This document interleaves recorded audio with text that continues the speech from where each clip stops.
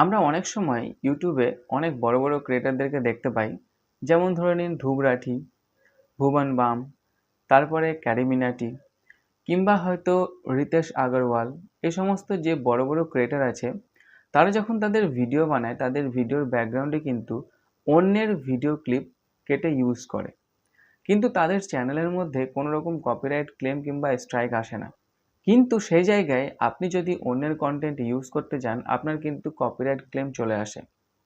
So বড় বড় creator যারা, তারা কোন প্রসেস অবলম্বন করে অন্যের ক্লিপ ইউজ করে, যার কারণে তাদের চ্যানেলের মধ্যে কোনো রকম কপিরাইট ক্লেম কিংবা স্ট্রাইক আসে না।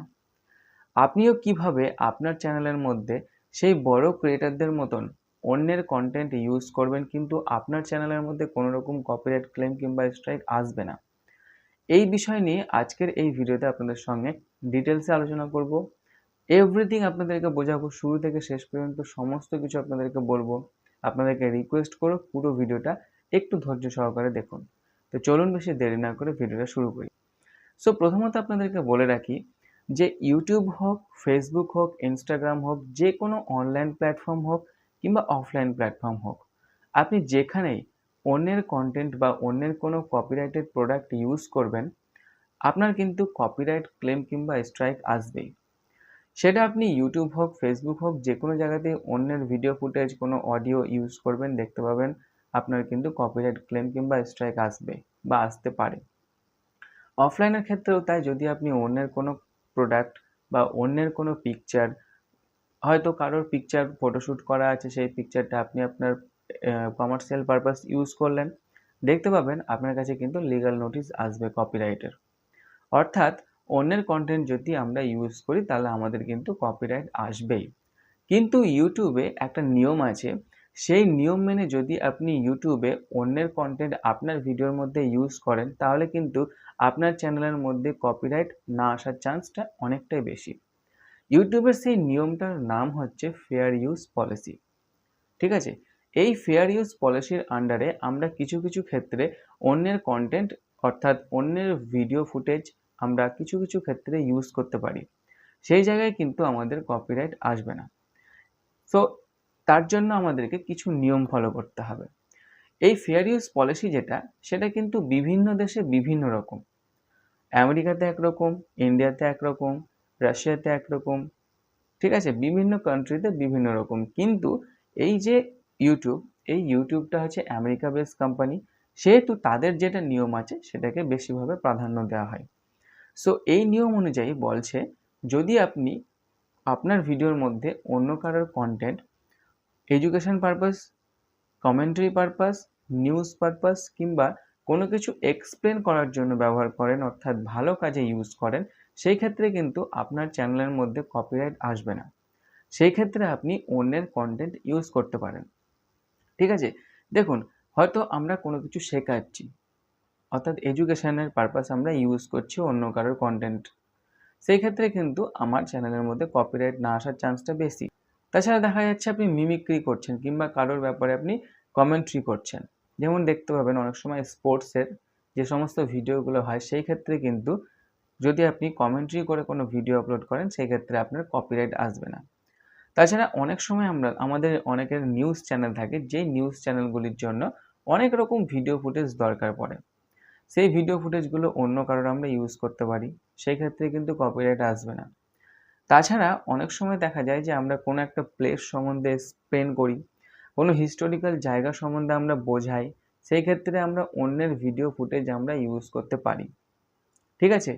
ইউটিউবের যে হেল্প পেজ আছে, সেই হেল্প পেজে আপনারা এই ফেয়ার ইউজ পলিসি সম্বন্ধে সম্পূর্ণ বিস্তারিত বিবরণ পাবেন। সেখানে গিয়ে আপনারা কিন্তু এই ফেয়ার ইউজের পলিসি আপনার কান্ট্রিতে কি, সেটা আপনি বিস্তারিতভাবে জানতে পারবেন। এই ভিডিওতে যদি আমি সে সম্বন্ধে এক্সপ্লেন করতে চাই, তাহলে কিন্তু ভিডিওটা অনেকটাই বড় হয়ে যাবে। সেহেতু আমি এই ফেয়ার ইউজ পলিসি সম্বন্ধে ডিটেলসে আর অন্য কিছু পড়ে শোনাচ্ছি না। আপনারা সময় পেলে ইউটিউবের হেল্প পেজে গিয়ে সেখানে ফেয়ার ইউজ পলিসি সার্চ করে সম্পূর্ণটা পড়ে নেবেন। ঠিক আছে? আচ্ছা, এবার আপনাদেরকে বলি যে আপনি কিভাবে আপনার ভিডিওর মধ্যে এই ফেয়ার ইউজ পলিসির আন্ডারে আপনার ভিডিও ফুটেজের সাথে অন্যের ভিডিও ফুটেজকে ইউজ করবেন, আপনার কোনো রকম কপিরাইট আসবে না। দেখুন, বর্তমানে আমরা দেখতে পাচ্ছি যে অনেকে কিন্তু অন্যের কনটেন্ট তাদের ভিডিওতে ইউজ করছে। যখন তারা অন্যের কনটেন্ট তাদের ভিডিওর মধ্যে ইউজ করে তখন কিন্তু যার প্রোডাক্ট ইউজ করা হয় অর্থাৎ যার ভিডিও ফুটেজ ইউজ করা হয় তাকে কিন্তু ক্রেডিট দেওয়া হয়।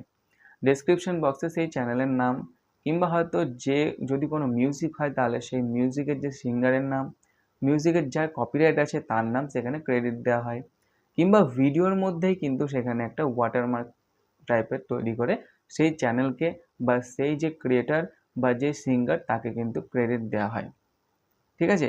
আপনি চাইলে কিন্তু এরকমভাবে ইউজ করতে পারেন। সেই ক্ষেত্রে যে আপনার কপিরাইট আসবে না তা নয়। আপনার কপিরাইট কিন্তু সেই ক্ষেত্রেও আসতে পারে, কিন্তু অনেক ক্ষেত্রে বাঁচা যায়। কেন বাঁচা যায়? ধরে নিন আপনি অন্যের কোনো কনটেন্ট ইউজ করছেন আপনার ভিডিওর মধ্যে এবং তাকে আপনি সেখানে ক্রেডিট দিয়ে দিলেন। এবার ক্রেডিট দেওয়ার অর্থ হলো তাকে বড় করা। আপনার চ্যানেলের মধ্যে সেই চ্যানেলটাকে প্রচার করে দেওয়া। একরকমভাবে সেই চ্যানেলটা কিন্তু প্রচার হয়েও যায়। যখন কেউ দেখবে যে আপনার সেই ভিডিওর মধ্যে অন্যের কোনো একটা প্রোডাক্ট ইউজ হয়েছে, অনেক ব্যক্তি আছে যারা কিন্তু ডেসক্রিপশন বক্স খুলে দেখে যে এই ভিডিও ফুটেজগুলো কোথা থেকে নেওয়া হয়েছে।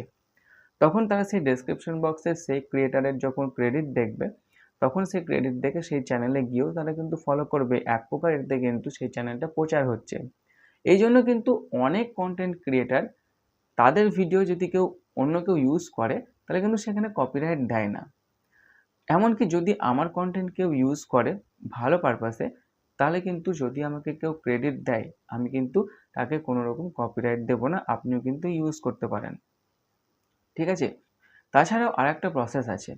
ধরে নিন আপনি একটা 10 মিনিটের ভিডিও বানিয়েছেন, সেই জায়গাতে আপনি টুকরো টুকরো করে আপনি কিছু ক্লিপ ইউজ করেছেন। সেই ক্ষেত্রে আপনি যদি জাস্ট ক্লিপগুলোকে কেটে কেটে আপলোড করে দেন, সেই ক্ষেত্রে কিন্তু আপনার কপিরাইট আসবে। কিন্তু সেখানে যদি আপনি আপনার ভিডিওর মধ্যে যদি নিজস্ব ক্রিয়েটিভিটি অ্যাড করে সেই ক্লিপগুলো ইউজ করেন, সেই ক্ষেত্রে কিন্তু আপনার কপিরাইট আসবে না। দেখা যাচ্ছে আপনি সেখানে কিছু একটা ভিডিও ফুটেজ নিয়েছেন, সেই ভিডিও ফুটেজ নিয়ে তার উপরে আপনি ভয়েস ওভার করেছেন। সেই ক্ষেত্রে আপনার কিন্তু কপিরাইট না আসার চান্সটা বেশি। কারণ কপিরাইট বেশিরভাগ ক্ষেত্রে কিন্তু অডিওর ক্ষেত্রে আসে। ঠিক আছে? অডিওর ক্ষেত্রে আসে, ভিডিওর ক্ষেত্রেও আসে, কিন্তু অডিওর ক্ষেত্রে বেশি আসে। আপনি যখন অন্যের কোনো ক্লিপ ইউজ করবেন চেষ্টা করবেন তার অডিওটাকে ইউজ না করার। আপনি আপনার নিজস্ব ভয়েস দিয়ে অর্থাৎ ভয়েস ওভার করে আপনি কিন্তু সেই ক্লিপটা ইউজ করবেন, তাহলে কিন্তু আপনি সেখানে কপিরাইট থেকে বাঁচতে পারবেন। ঠিক আছে?